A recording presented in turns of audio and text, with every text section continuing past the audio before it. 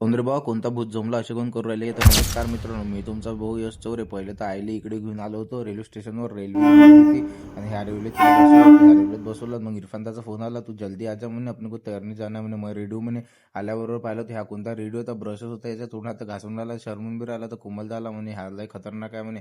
मग इरफानदा येऊन गेला तर रपकन गाडीत बसला. आपली गाडी रपकन तिकडे लावली.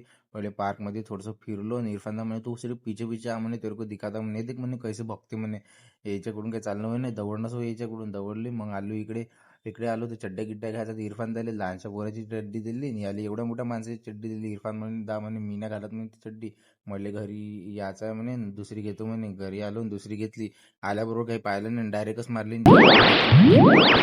आल्याबरोबर डायरेक्ट इकडून टाकले आणि तिकडेच निघाले. याचा आपल्याला कोमलदाचा पूर्ण भेव काढायचा होता. काढला ना. पहिले हे दादा पुरून गेले. मग कुदला, आरामशीर कुदला रे बा. पाच चापल चुपल करून राहिलं. तर अरे अरे याच्या हाती अरे डुबलो डुबलो अरे अरे अरे अरे, डुबला होता रे. मग इरफान द्यायला कुदाच लागलो रे बा.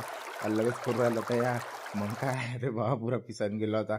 मग तुमच्या भावान बी थोडीसं करून घेतलं होतं स्विमिंग. तुमचा भाऊ बी थकून गेला होता. मग इरफानदा नवीन नवीनच आणते. मग डायरेक्ट गंडलून राहिलं, डायरेक्ट उलटा तिलटा कुदला. ह्या तर अलगच आहे रे बुवा, लयच खतरनाक आहे इरफानदा.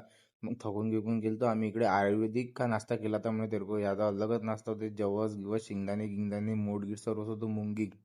मग थोडासा ज्यूस गीस प्यायचा होता आपल्याला. थोडासा ज्यूस बी पेले. हा ज्यूस पिऊ कसा पण, ह्या अलगच दिसून राहिला होता ना. मग आलो, आपली डुकडुक घेतली, इरफानदाले केला बाय. मग तुमचा भाऊ निघाला घरच्यासाठी.